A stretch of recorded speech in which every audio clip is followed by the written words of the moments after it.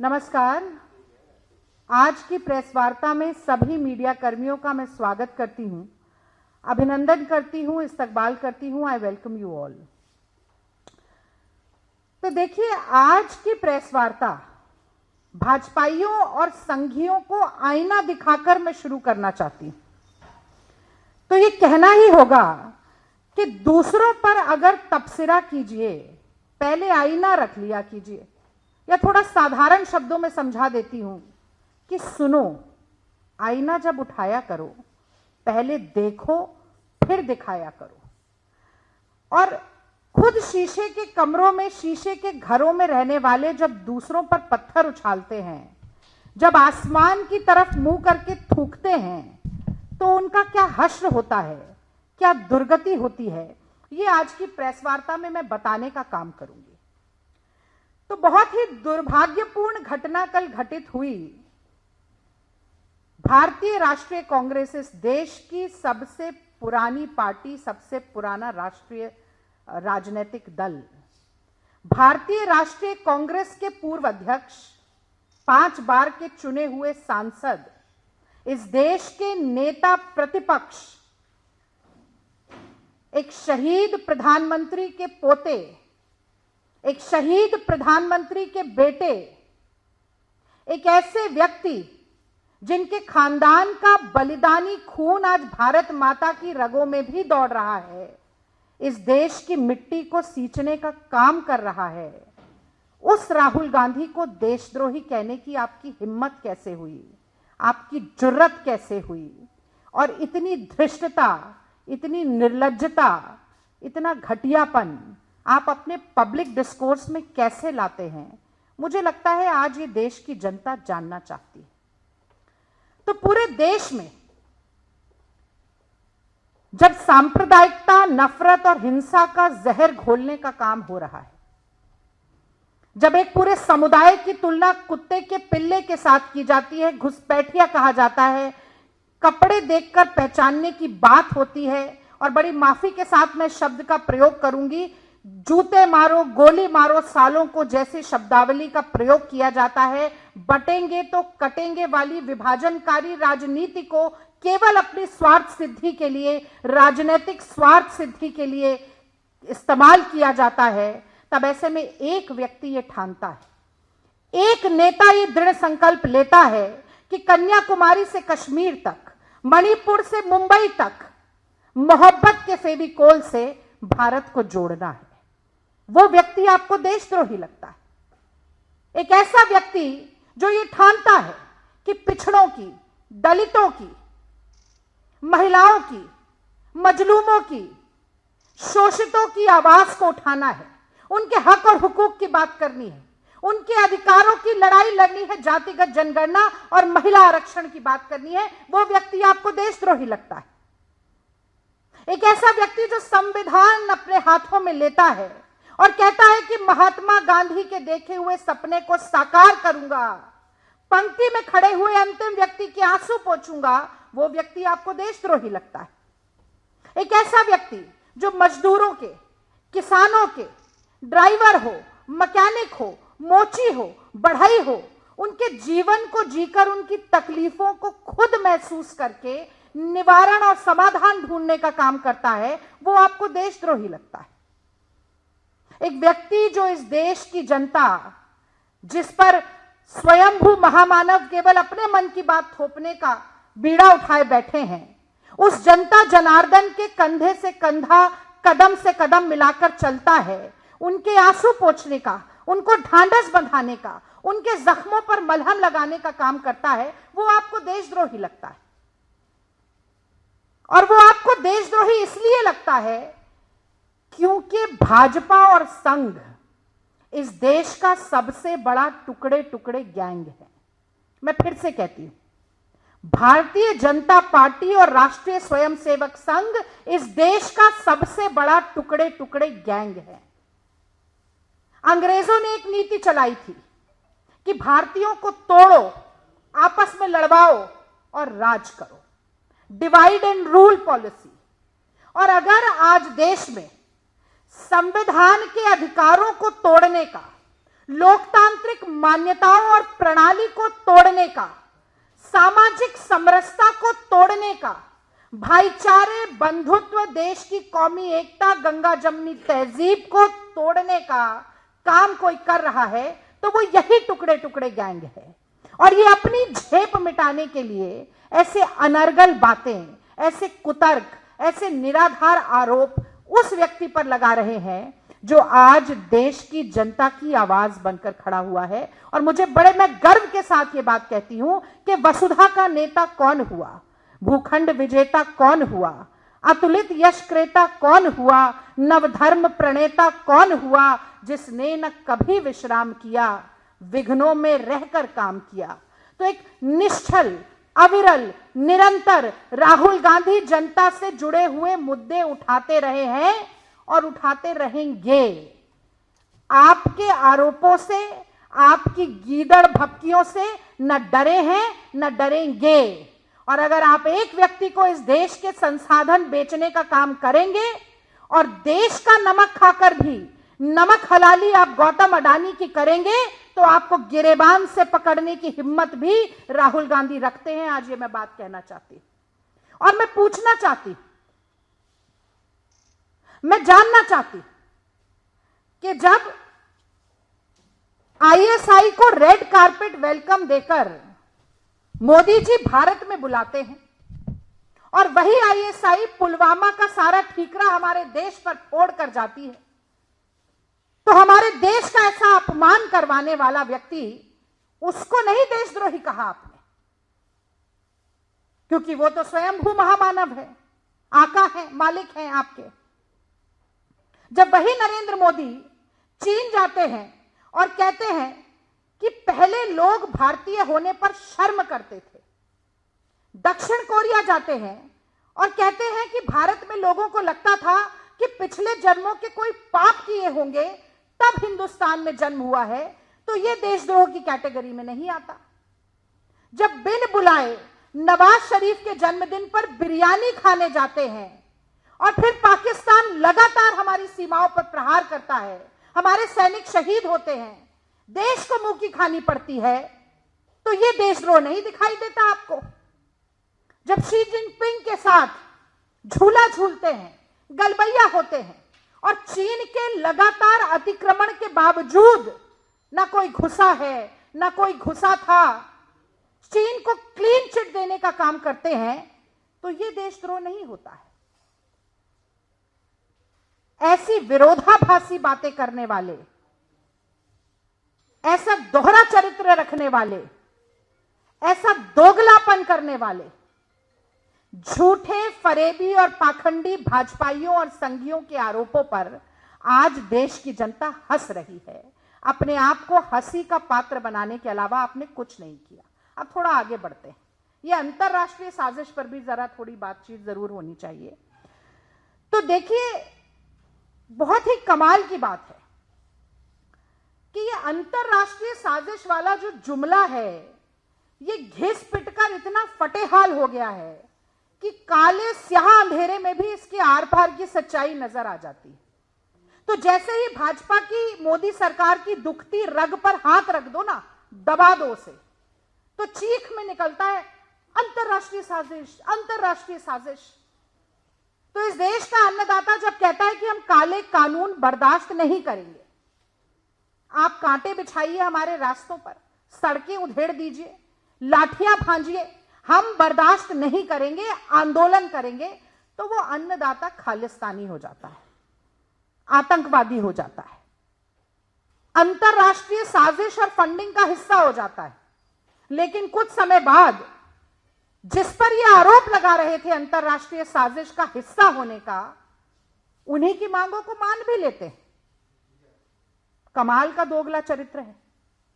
जब सोनम वांगचुक लद्दाख से आते हैं अपने साथियों के साथ अपनी मांगों को रखने के लिए, तो वो अंतरराष्ट्रीय साजिश का हिस्सा हो जाते हैं, इसलिए उन्हें डिटेन करना पड़ता है। मणिपुर 1.5 साल से धधक रहा है, महिलाओं के साथ ऐसे जघन्य अपराध हो रहे हैं कि मुंह से बताए जाते, लोगों को जिंदा जलाया जा रहा है, मार काट मची हुई है, पर नरेंद्र मोदी नहीं जाते क्योंकि वो भी अंतरराष्ट्रीय साजिश का हिस्सा है। अगर महंगाई पे सवाल पूछ लो तो आप देशद्रोही हो।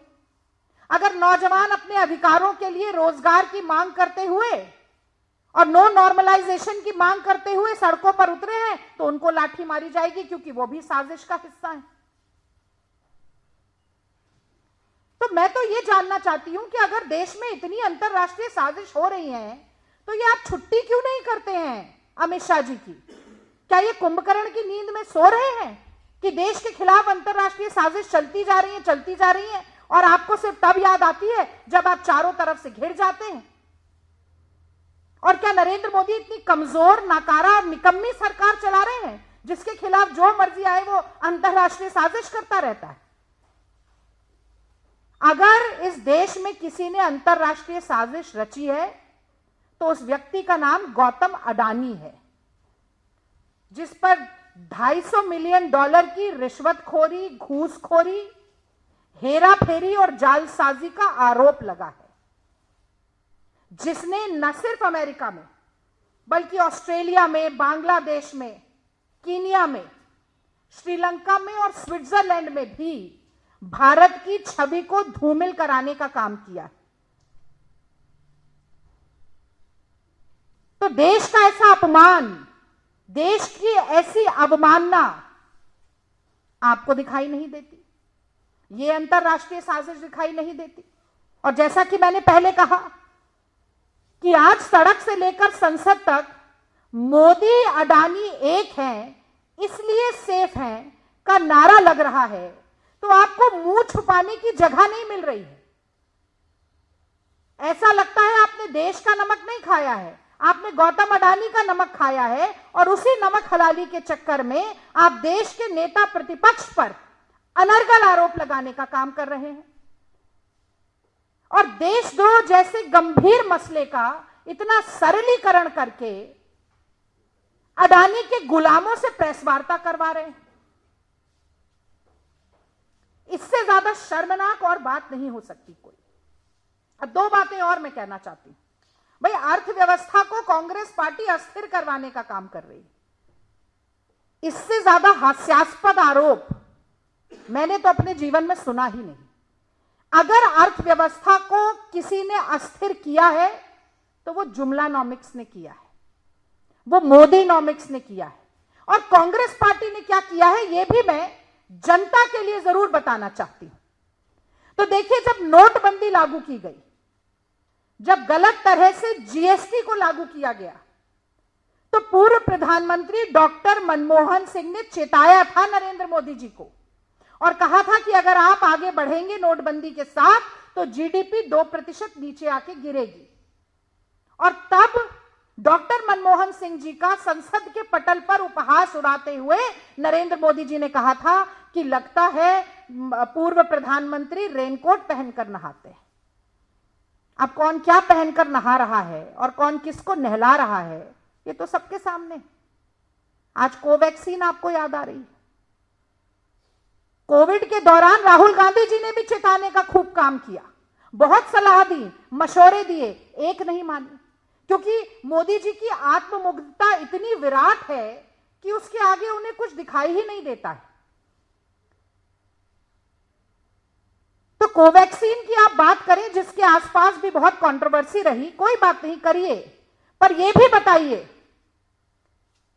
कि भाभी जी के पापड़, कोरोनिल, गोबर, डार्क चॉकलेट, ताली और थाली, ये सब भी प्रचार में, प्रोपोगेंडा में आप ही लेकर आए थे।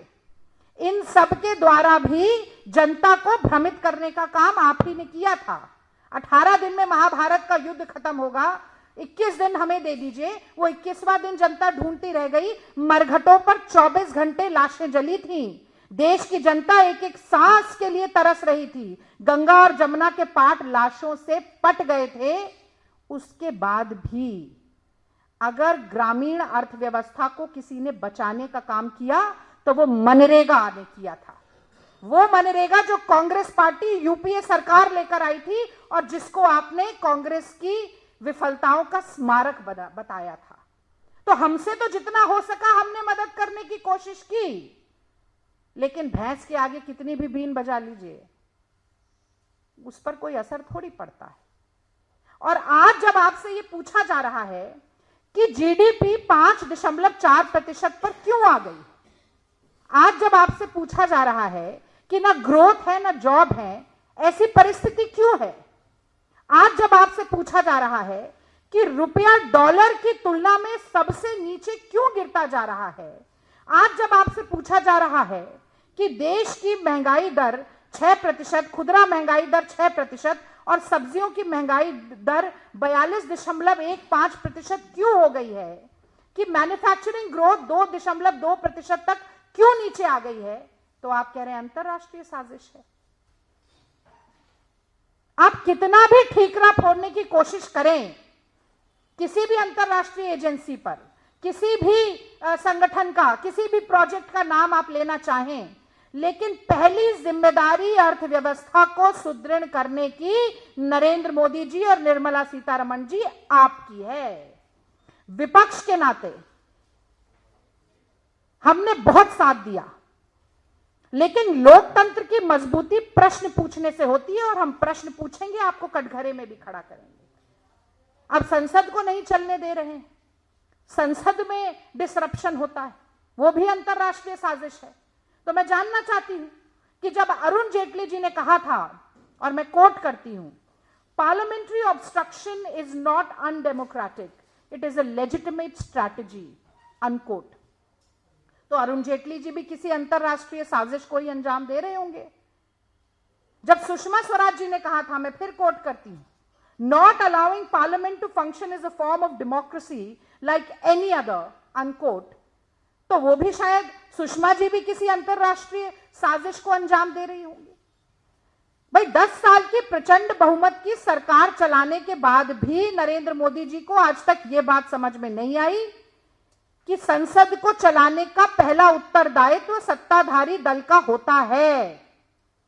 और अगर विपक्ष उनसे कहता है कि अडानी स्कैम पर बात कीजिए, महंगाई पर बात कीजिए, गिरती हुई जीडीपी पर बात कीजिए, महिलाओं की सुरक्षा पर बात कीजिए, रुपये पर बात कीजिए, संभल पर बात कीजिए, तो हाउस को आप एडजर्न कर देते हैं। पहले 5 दिनों में संसद कैसे चली? Lok Sabha 61 minute, Rajya Sabha 89 minute.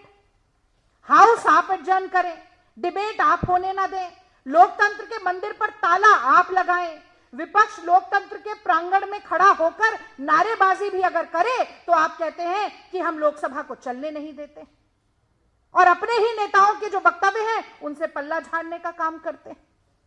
तो मुझे लगता है कि आरोप लगाना बहुत आसान है, और निराधार आरोप लगाना उससे भी ज्यादा आसान है, क्योंकि मनोहर कहानियां गढ़ने में और जुबान हिलाने में टैक्स थोड़ी लगता है, कुछ भी बोल जाइए। लेकिन गंभीरता के साथ राजधर्म का पालन करना कितना मुश्किल है मोदी जी, ये तो अटल बिहारी वाजपेयी जी ने भी आपको सिखाया था, और मुझे लगता है इतने साल बीत जाने के बाद भी आप सीख नहीं पाए।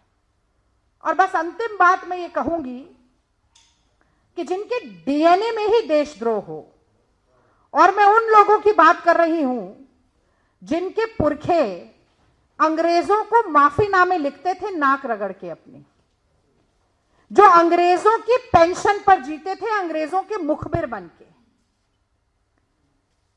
जिनके पुरखों ने संविधान को कभी अपनाया ही नहीं। बाबा साहब अंबेडकर के संविधान को वो चाहते थे कि जलाया जाए, और मनुष्य जलाया जाए ही नहीं, जलाते थे।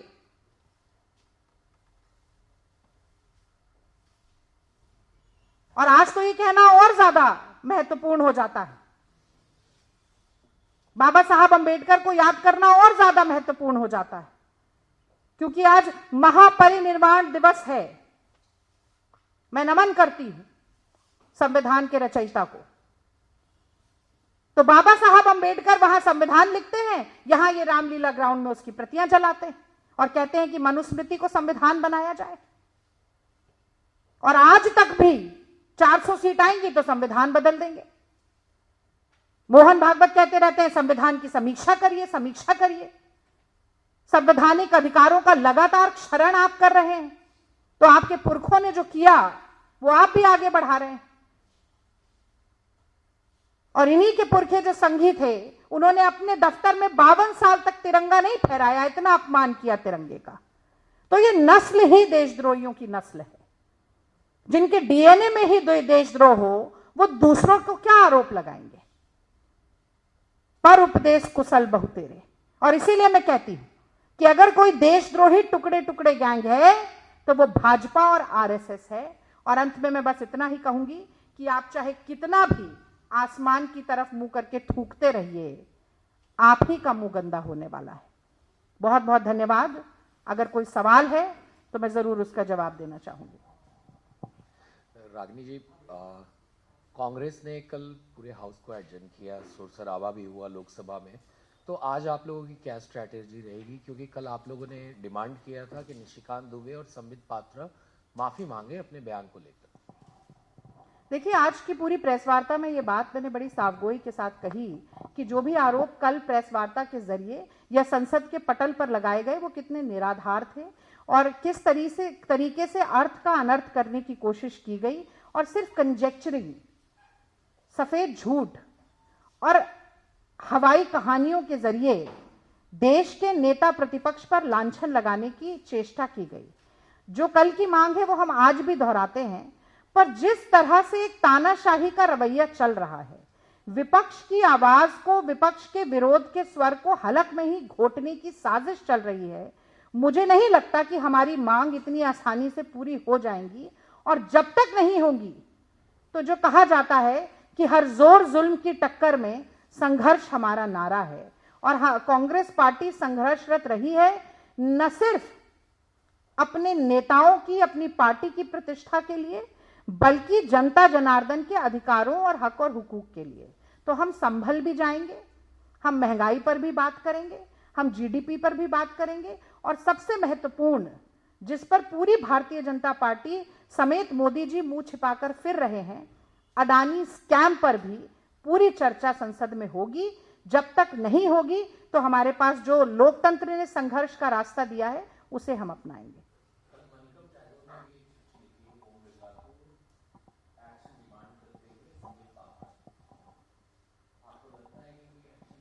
देखिए, मुझे लगता है कि ओम बिरला जी को कांग्रेस पार्टी के सांसद, कांग्रेस पार्टी का शीर्ष नेतृत्व जो अनुरोध कर रहा है उसे गंभीरता से लेना चाहिए और उन्हें दलगत राजनीति से ऊपर उठकर ये निर्णय लेने चाहिए। मुझे ये भी लगता है कि जिस तरह से ये कहा गया कि देश के नेता प्रतिपक्ष को देशद्रोही कहने में मुझे जरा भी झिझक नहीं है क्योंकि मैं एक भारतीय हूं, मुझे लगता है ये निर्लज्जता की पराकाष्ठा है, ये ओछी राजनीति की पराकाष्ठा है और ये राजनीतिक डिस्कोर्स को गटर लेवल पे ले जाने की जो एक चेष्टा भारतीय जनता पार्टी कर रही है, उसे कांग्रेस कभी भी पूरा होने नहीं देगी। मैं भी आज इस बात को दोहराती हूं कि सख्त से सख्त कार्रवाई होनी चाहिए निशिकांत दुबे जी पर भी और संबित पात्रा जी पर भी। मुझे लगता है कि कहीं ना कहीं बुद्धि जो उनकी निलंबित हो गई है उसको वापस लाने का काम स्वयं संबित पात्रा जी को भी करना चाहिए, क्योंकि कहना बहुत आसान है। मैं भी एक हेनरी किसिंजर के साथ मोदी जी की तमाम फोटो हैं उनको लहरा कर दिखा सकती हूँ कि 1971 के समय में जो भारत के खिलाफ सबसे बड़ी साजिश रचने वाले राजनायक हेनरी किसिंजर के साथ भी मोदी जी गलबैया हो रहे थे। लेकिन देशद्रोह जैसे शब्द का इस्तेमाल भी गंभीरता के साथ होना चाहिए, सोच समझकर होना चाहिए और एक ऐसे व्यक्ति के लिए जिसकी पूरी लेगेसी ही सैक्रिफाइस की रही हो, बलिदान की रही हो, जिसने हर वक्त देश की जनता के मुद्दों को हाशिए से राजनीति की मुख्यधारा में लाने का काम किया हो, उसका इस तरीके का अपमान कांग्रेस पार्टी बिल्कुल बर्दाश्त नहीं करेगी। मुझे भी आज ये कहने में कोई झिझक नहीं है कि असल में भारतीय जनता पार्टी और राष्ट्रीय स्वयंसेवक संघ के डीएनए में ही देशद्रोह है, वही टुकड़े टुकड़े गैंग हैं इस देश के। और इसीलिए वो कहा जाता है ना, जाकी रही भावना जैसी तिह मूरत प्रभु की देखी तिन तैसी।